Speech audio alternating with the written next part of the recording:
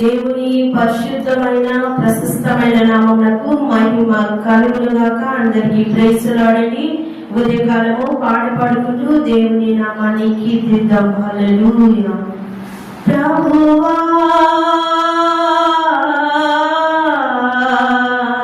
కాచితివి ఇంతకాలం, కాచితివి ఇంతకాలం, కాచితివి ఇంతకాలం, కాచితివి ఇంతకాలం.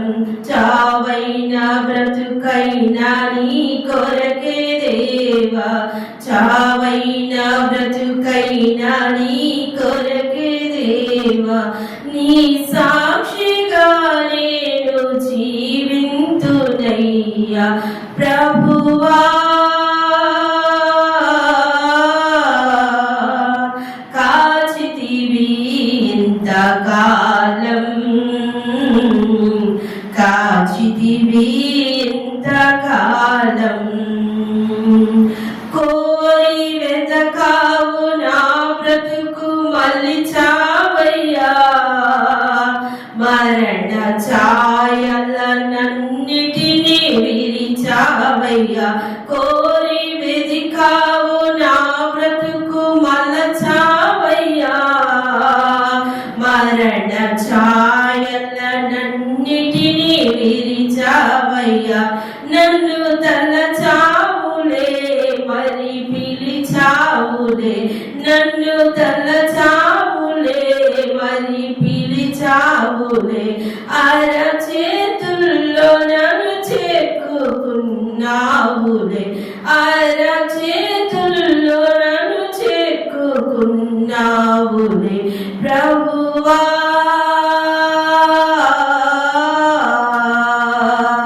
కాచితివి ఇంతకాలం,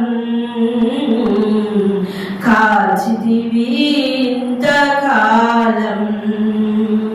బాధలు బాపితివి నీవేనయ్యా, కన్నీరు తుడచితివి నీవేనయ్యా. బాధలు బాపితివి నీవేనయ్యా, కన్నీరు తుడచితివి నీవేనయ్యా. నన్ను దీవించితివి, నన్ను పోషించితివి, నన్ను దీవించితివి, నన్ను పోషించితివి. నీ కౌగిలిలో నన్ను పెంచుకున్నావులే ప్రభువా.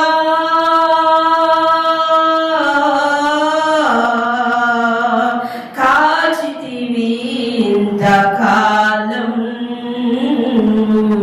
కాచితివి ఇంతకాలం, కాచితివి ఇంతకాలం,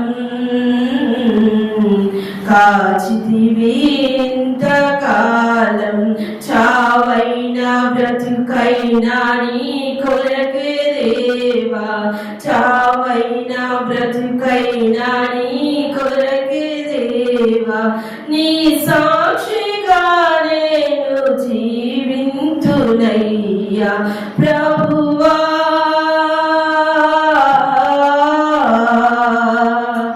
కాచితివి ఇంతకాలం, కాచితివి ఇంతకాలం. హల్లెలూయా. ఈ ఉదయకాల సమయంలో మనము వాగ్దానాన్ని విందామండి. హల్లెలూయా. దేవుని నామము పరిశుద్ధపరచబడుగాక. హెవెన్లీ లైట్ మినిస్ట్రీస్ పక్షముగా మీ అందరికీ శుభములు తెలియజేస్తున్నాను.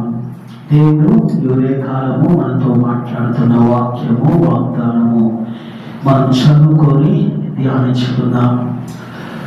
యెషయా గ్రంథము 51వ అధ్యాయము 16వ వచనంలో చివరి భాగము చదువుతున్నాను. నీ నోట నా మాటలు వచ్చి నా చేతి నీడలో నిన్ను కప్పి ఉన్నాను. ఆమేన్. హల్లెలూయా. వాక్యంలో ఇక్కడ రాయబడిన మాట మనము ధ్యానిస్తూ ఉన్నాం. ఏమని వాక్యము మనతో మాట్లాడుతుంది? నీ నోట నా మాటలు ఉంచి.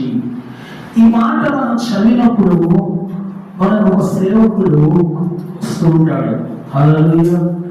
ఆ సేవకుడు అందరికీ తెలుసు, మోషే భక్తుడు. హల్లెలూయా.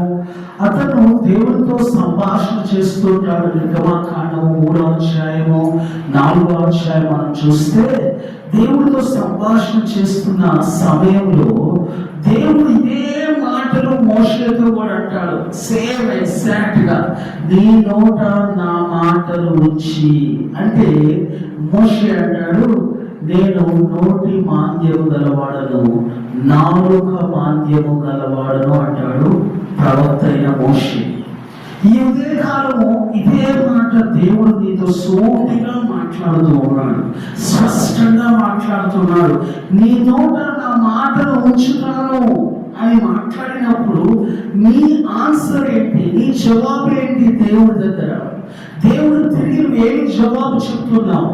మోషేలాగా నీవు నేను ఈ విధంగా నోటి మాంజము గలవాడను, నాలుక మాంజము గలవాడను, లేకపోతే నత్తివాడను, లేకపోతే నేను మాట్లాడటానికి చాతుర్యము లేనివాడను, నేను వాక్యము చెప్పటానికి సామర్థ్యము లేనివాడను, వాక్యము బోధించటానికి ఏ మాత్రము నేను జ్ఞానము కలిగి లేనివాడను అని నువ్వు దేవునికి తిరిగి జవాబు చెప్పచ్చు. ఆమె అయినా కానీ ప్రభు నిన్ను ఎన్నుకున్నాడు, నిన్ను ఏర్పాటు చేసుకున్నాడు, నిన్ను పిలిచి ఉన్నాడు. ఏమనంటున్నాడు? నీ నోట నా మాటలు ఉంచుతున్నాను. హల్లెలూయా. అంటే అర్థం ఏంటి? ఇక నువ్వు కంగారు పడాల్సిన అవసరం లేదు, నీవు దిగులు పడాల్సిన అవసరం లేదు, నువ్వు ఏమాత్రము అందులో ఏ మాటలు చెప్పాలా అని ఆలోచించాల్సిన అవసరం లేదు. అబ్బా ఏ వాక్యం చెప్పాలి, అబ్బా ఏ మాటలు తెలియజేయాలి, అబ్బా ఎటువంటి మాటలు నేను మాట్లాడాలి అని నువ్వు ఏ మాత్రం ఆలోచించి ఊహించుకొని లేకపోతే సిద్ధపడి మాట్లాడాల్సిన అవసరం లేదు. ఎందుకు అంటే దేవుడు తన మాటలు నీ నోట ఉంచి ఏమంటున్నాడు? నా చేతి నీడలో నేను నిన్ను కప్పి ఉన్నాను. ఆమేన్. హల్లెలూయా. నా చేతి నీడలో నిన్ను నేను కప్పి ఉన్నాను అని మాట్లాడుతున్నాడు. మొదటి మాటనేమో నా నోట నీ మాటలు ఉంచేదను. ఆమె ఇప్పుడు దాకా ధ్యానించి ఉన్నాం. దేవుడు మోషేతో మాట్లాడినప్పుడు, అదే విధంగా దేవుడు ఇర్మియాతో మాట్లాడినప్పుడు, దేవుడు ఈరోజు నీతో నాతో కూడా మాట్లాడుతున్నాడు. నీ నోట నా మాటలు ఉంచుతాను, నేను నిన్ను నీ నోటిలో నుండి నా మాటలు ప్రజలకు, లేకపోతే నీ నోటిలో నుండి ఈ లోకానికి నేను తెలియచేయాల్సిన వార్తను తెలియచేస్తానని మొదటిగా దేవుడి వచనంలో నుండి మాట్లాడుతున్నాడు. రెండో వచనంలో రెండో భాగంలో ఏమంటున్నాడంటే నా చేతి నీడలో నేను నిన్ను కప్పి ఉన్నాను. ఆమె ఇది మనం ఈరోజు ధ్యానించే మాట. ఎందుకంటే ఆల్రెడీ నేను ఈ వాక్యము కొన్ని దినాల క్రితం నేను చెప్పి ఉన్నాను. నా నోట నీ మాటలు ఉంచాలన్న మాట యూట్యూబ్ ఛానల్, స్వాగం రాజ్ యూట్యూబ్ ఛానల్ చూస్తే మీరు ఈ వాక్యం మీరు గమనించవచ్చు. ఇప్పుడు నేను ఈ వాక్యం మీకు నేర్పించాలని ఆశపడుతూ ఉన్నాను. ఏమంటున్నాడు? నా చేతి నీడలో, దేవుని చేతి నీడలో మనమందరూ ఏం చేయబడ్డాము? కప్పబడి ఉన్నాము. అంటే కప్పబడటం అంటే ఏంటి? అంటే భద్రపరచబడి ఉన్నాము, లేకపోతే దాచబడి ఉన్నాము, లేకపోతే సంరక్షించబడి ఉన్నాము. హల్లెలూయా. నేను ఎవరన్నా ఇలాగ కప్పి ఉన్నాను అనుకోండి నా చేతులతో, అంటే అర్థం ఏంటి? వారికి నేను కాపుదలనిస్తున్నాను, భద్రతనిస్తున్నాను, ధైర్యాన్నిస్తున్నాను అని అర్థాన్నిచ్చే మాట మాట్లాడుతున్నాడు. దేవుడు మన నోటిలో తన మాటలు ఉంచి నిన్ను తన చేతులతో కప్పుతున్నాడు. ఏ మాత్రము భయపడవద్దు, ఏ మాత్రము దిగులు చెందద్దు, ఏ మాత్రము ఏమంటారు ఆందోళన చెందద్దు. నేను నిన్ను నా చేతిలో భద్రపరచుకొని ఉన్నాను అంటున్నాడు. ఆమె దీనికి ఒక మంచి వాక్యం మనం ధ్యానించాలి. ఏమని అంటున్నాడు చూడండి, ఇక్కడ కీర్తన గ్రంథం 5:12 యెహోవా నీతిమంతులను ఆశీర్వదించువాడు. ఎందుక యెహోవా నీతిమంతులను ఆశీర్వదించువాడు. నీవే కేడముతో, ఎందుక నీవే కేడముతో కప్పునట్లు నీవు వారిని దయతో కప్పెదవు. ఆమేన్, హల్లెలూయా. ఆయన చేతి నీడలో దేవుడు మనం కప్పుతున్నాడు. ఆయన కప్పేటప్పుడు ఆయన కప్పుతున్నప్పుడు లేదా ఆయన మనందరినీ ఆయన కప్పి ఉంటున్నప్పుడు ఏం కప్పుతున్నాడు? అందులో దయను, చెప్పండి ఏంటి? దయను కప్పుతున్నాడు. మనం వస్త్రాలు కప్పుకుంటాం కదా, చలి వేసినప్పుడు, లేకపోతే మనకు ఎటువంటి ఏమంటారు ఎండ తగలకుండా వేడి తగలకుండా మనం ఏం కప్పుకుంటాము? వస్త్రాలు కప్పుకుంటాము కదా. అప్పుడు దేవుడు ఏమంటున్నాడు? తన చేతిలో నుండి దయను కప్పుతున్నాడంట. మొదటిగా అలాగే కేడముతో, నీవే కేడముతో వారిని దయతో కప్పుచున్నావు. ఆమేన్, హల్లెలూయా. ఆయన చేతిలో ఏముంది? ఇప్పుడు దయ ఉంది. హల్లెలూయా. ఇప్పుడు ఆ దయతో నీవు నేనేం చేయబడ్డాము? కప్పబడి ఉన్నాము, అంటే భద్రపరచబడి ఉన్నాము. హల్లెలూయా. మరొక మాట మనం చదువుతాం. ఈ విధంగా అంటున్నాడు కీర్తన 91:4 ఆయన తన రెక్కలతో నిన్ను కప్పును, ఆయన రెక్కల కింద నీకు ఆశ్రయము కలుగును. హల్లెలూయా. నిన్ను కప్పి నీకు ఏం చేస్తున్నాడు? ఆయన ఆశ్రయాన్ని ఇస్తున్నాడు. హల్లెలూయా. ఇప్పుడు దేవుడు తన మాటలు నీ నోట ఉంచి తన చేతి రెక్కలలో నీకు దయను, తన చేతి రెక్కలలో నీకు ఆశ్రయమును కప్పుచూ ఉన్నాడు. ఆమేన్, హల్లెలూయా. మనం వాస్తవంగా ఇప్పుడు దయను ప్లస్ ఆశ్రయాన్ని పొందాం.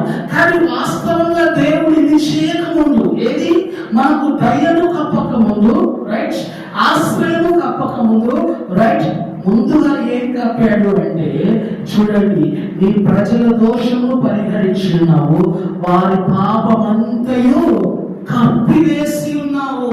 ఆమేన్, హల్లెలూయా. ఆయన చేతులలో నీ పాపమునంతా కప్పివేశాడు. మొదటిగా ఆయన నిన్ను, నీ పాపాలను పూర్తిగా కప్పివేసి ఉన్నాడు.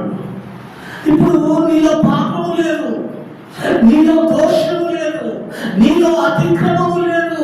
ఎందుకంటే ఆయన నీ మీద ఉన్న ప్రతి పాపమును కప్పివేసి ఉన్నాడు. పాపం అనేది ఇంకా ఆయన ఎన్నడూ జ్ఞాపకము చేసుకున్నాడు. హల్లెలూయా. ఇప్పుడు నువ్వు ధైర్యంగా వాక్యం బోధించవచ్చు. పాపం ఉన్నవాడు, దోషం ఉన్నవాడు, అతిక్రమం ఉన్నవాడు ఆయన మాటలు చెప్పడానికి ఏం కాదు, అర్హత లేనివాడు. అందుకనే యెషయా ఏమంటాడంటే నేను పాపపు పెదవులు కలిగిన వాడను అంటాడు 6వ అధ్యాయంలో. అదే నేను అపవిత్రమైన పెదవులు గల వాడను అంటాడు యెషయా. అంటే దేవుని మాటలు చెప్పాలి అంటే, దేవుని మాటలు మనలో నుండి బయటికి రావాలి అంటే మనం ఏం చేయబడాలి? పాపము నుండి పరిహారము కలిగిన వారిగా ఉండాలి. పాపమంతయు తీసివేయబడి ఉండాలి. అందుకే ప్రభు ఏమంటున్నాడు ఇక్కడ, నేను వారి పాపమును కప్పివేసి ఉన్నాను. అంటే నువ్వు పాపం అనేది నీలో లేదు. అప్పుడు నువ్వేమవుతావు? నీ పెదవులు ఏమవుతాయి? నీ పెదవులు పవిత్రపరచబడతాయి, నీ జీవితము పవిత్రపరచబడుతుంది, నీ జీవితము నిర్దోషముగా నిష్కలంగా మార్చబడుతుంది. అప్పుడు దేవుని పరిశుద్ధమైన మాటలు, పరిశుద్ధమైన వాక్కు నీ నోటిలో నుండి పలకటానికి నీవు ఏమయ్యావు? అర్హుడుగా, యోగ్యుడుగా మార్చబడ్డావు. ఆమె దేవుడు ఎవరి నోటిలో పడితే వారి నోటిలో ఆయన మాటలు ఉంచాడు. ఎవరి నోట్లు పడితే ఆ నోట్లో ఆయన మాటలు ఉంచాడంటే ఆయన మాటలకు విలువ ఉండదు, ఆయన మాటలకు గౌరవం ఉండదు. అందుకే ఏమంటున్నాడంటే నేను నీ నోట నా మాటలు ఉంచి ఉన్నాను, నా చేతి నీడలో నేను కప్పి ఉన్నానని దేవుడు ఉదయకాలం మాట్లాడుతున్నాడు. ఆ మాటలో లోతైన అర్థం ఉంది. ఏంటి అంటే నేను పాపములంతా కప్పి వేసి ఉన్నాను, నా దయతో నేను నిన్ను కప్పి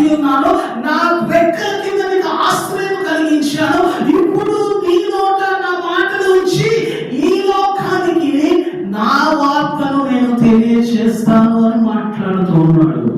ఆమేన్, హల్లెలూయా. దేవుని ఉద్దేశాన్ని చూడండి, దేవుని ప్రణాళికను చూడండి మన పట్ల. చివరిగా ఈ మాట మాట్లాడుతున్నాడు, ఇది చాలా ప్రాముఖ్యమైన మాట. ఎస్కేల్ గ్రంథం 37:6 చర్మము కప్పి మీకు నరవలించి మీ వాసనము పొదిగి చర్మమును మీ మీద కప్పెదను, మీలో జీవాత్మగా మీరు బ్రతుకుదురు, అప్పుడు నేను యెహోవానని మీరు తెలుసుకొందురు. ఆమేన్, హల్లెలూయా. ఇప్పుడు నీ మీద కప్పబడిందే చర్మము, అది ఆయన కప్పింది. హల్లెలూయా. నీలో మాంసం పెట్టబడిందే, ఆయన కప్పింది. నీవు ఏదైతే నరములు కలిగి ఉన్నావే నీ శరీరంలో, అది ఆయన కప్పి ఉన్నవే, అవి ఆయన అనుగ్రహించిన నీ శరీరం అంతటిలోకి జీవాత్మను ఆయన ఊది ఉండగా నీవు బ్రతికి ఉన్నావే. ఈ బ్రతుకు ఆయన ఇచ్చినదే. ఆమేన్. ఇప్పుడు ఈ శరీరం ఏదైతే నువ్వు కలిగి ఉన్నావు, నువ్వు నడుస్తున్నావు కదా, నువ్వు మాట్లాడుతున్నావు కదా, నువ్వు పరిగెడుతున్నావు, నువ్వు పని చేసుకుంటున్నావు, నువ్వు భుజిస్తున్నావు, నువ్వు నిద్రపోతున్నావు, ఈ శరీరం ఏదైతే నీకు ఇవ్వబడి ఉందో ఆ శరీరము ఆయన ఇచ్చి ఉన్నాడు. ఆమె ఆ శరీరానికి కావాల్సిన జీవాత్మను ఊపిరి ఆయన ఇచ్చి ఉన్నాడు. ఇప్పుడు నువ్వు గమనించు, ఇప్పుడు ఆలోచించు, అరే దేవుడు ఇన్ని నాకు ఇచ్చినప్పుడు నేను ఆయన మాటలు ఎందుకు ప్రకటించకూడదు, ఎందుకు నేను ఆయన మాటలు తెలియచేయకూడదు ఈ లోకానికి? దేవుడు ఇంత ధన్యత ఇచ్చాడు కదా, దేవుడు ఇంత యోగ్యత ఇచ్చాడు కదా, దేవుడు ఇంత గొప్ప ఆశీర్వాదం ఇచ్చాడు కదా, ఈ ఆశీర్వాదం నేను ఎందుకు కోల్పోవాలి అని రోషం కలిగి, పట్టుదల కలిగి ఈ లోకానికి క్రీస్తుని గురించి, క్రీస్తు ప్రేమల గురించి, క్రీస్తు క్షమాపణ గురించి, క్రీస్తు త్యాగం గురించి ఈ లోకానికి ప్రకటించాల్సిన బాధ్యత మనందరి మీద ఉంది. ఆమేన్. అందుకే అంటున్నాడు ఇదే కాలం, ప్రియమైన నా కుమార్తె, ప్రియమైన నా కుమారుడా, నీ నోట నా మాటలు ఉంచి ఉన్నాను, నీ చేతి నా చేతి నీళ్ళలో నేను నిన్ను కప్పి ఉన్నాను. ఇంకా ఎవరైనా కానీ ఈ వాక్యం వింటున్నప్పుడు దేవుని ఆ గొప్ప ప్రేమను, ఆ దయను, ఆ కనికరము, ఆ వాత్సల్యతను, లేకపోతే ఆయనలో ఉన్న గొప్ప త్యాగమును అనుభవించలేకపోతే దేవుడు అంటున్నాడు, నా అరచేతిలో నేను చెప్పుకొని ఉన్నాను, ముదిని వచ్చే వరకు ముత్తాడు వాడను నేనే అంటున్నాడు. ఆయనే, ఆయనే, ఆయన తప్ప ఇంకెవరు లేరు ఈ లోకంలో. అందుకని ఆయన కొరకు బ్రతుకుదాం, ఆయన కొరకు జీవిద్దాం, ఆయన కొరకు ఈ లోకంలో క్రీస్తును ప్రకటిస్తూ, క్రీస్తును గణపరుస్తూ, క్రీస్తును చూపిస్తూ, క్రీస్తు కొరకు ఈ లోకంలో మనందరము ముందుకు వెళ్దాం. దేవుడి మాటలు దీవించును గాక. ఆమేన్. ప్రార్థన చేద్దాం. ప్రతి ఒక్కరము నిర్ణయం తీసుకున్నాం. ప్రభువా, ఇంతకాలం నేను అనేక సాకులు చెప్పాను, అనేకమైన ప్రభా తండ్రి సమయాన్ని సేవ చేయకుండా, పరిచర్య చేయకుండా, నీ మాటలు తండ్రి తెలియచేయకుండా సమయం అంతా వెలిగేసుకుంటూ వచ్చాను. ఇక మీద అలా చేయకుండా నీ కొరకు నేను నీ మాటలు నేను తెలియజేస్తానని ఒక నిబంధన ప్రభుతో చేసుకున్నాం. ప్రార్థన చేద్దాం. పరిశుద్ధుడా మా ప్రియ పరలోకపు తండ్రి, నా మాట్లాడిన వాక్యమును బట్టి, సత్యమును బట్టి వందనాలు. అవును ప్రభా, ఎంతో మందికి లేని ధన్యత, ఎంతో మందికి లేని గొప్ప ఆశీర్వాదం అది మాకు అనుగ్రహించావు. నీ పరిశుద్ధమైన మాటలు, నీ పవిత్రమైన మాటలు ప్రభా ఈ లోకాన్ని తెలియచేయటానికి ప్రభా మా పాపములంతా కప్పివేస్తావు. నీ దయతో మమ్మల్ని కప్పి ఉన్నావు, నీ రెక్కలలో ఒక ఆశ్రయములు కప్పి ఉన్నావు. ప్రభా నీ నోట నా మాటలు ఉచ్చేతని వాగ్దానం ఇచ్చి, మా నోటిని పవిత్రపరిచి, మా నోటిని శుద్ధీకరించి, మా జీవితాన్ని ప్రభా నీవు జీవాత్మతో నింపి నీ సాక్షులుగా ఉండబట్టున్నావు, నీకు మహిమకరంగా జీవించబట్టున్నావు. మేమందరూ జీవించడానికి సహాయం చేయండి. ఈ వాక్యంలో తండ్రి ఒక సవాలుగా తీసుకొని తెలియని వారికి నీ గురించి ప్రకటించే కృపను దయచేయండి. మీరు మహిమ పొందండి, మీరు ఘనత పొందండి. మేమందరము ప్రభా క్రీస్తు కొరకు సాక్షులుగా జీవించడానికి, క్రీస్తు కొరకు ప్రభా తండ్రి సువార్తను మోసుకెళ్ళే సాధనాలుగా జీవించడానికి మాకు సహాయం చేయమని ప్రార్థన చేస్తూ యేసు నామములో అడుగుచున్నాము మా ప్రియ తండ్రి. ఆమేన్. అందరికీ ప్రైజ్ ది లార్డ్. మన ప్రభు ప్రతి ఒక్కరికి చిన్న రిక్వెస్ట్ పెడుతున్నాను. పాస్టర్ సాల్మన్ గారి యూట్యూబ్ ఛానల్ని సబ్స్క్రైబ్ చేయండి, లైక్ చేయండి, షేర్ చేయండి, కామెంట్ చేయండి. చాలా మంది చూస్తూ ఉన్నారు కానీ సబ్స్క్రైబ్ చేసుకోవట్లేదు. వాక్యంలో మీకు అర్థమైతే దయచేసి వాక్యాన్ని తిరిగి రిప్లై ఇవ్వాల్సిందిగా మనం చేస్తే మాటలు ముగిస్తున్నాను. Thank you.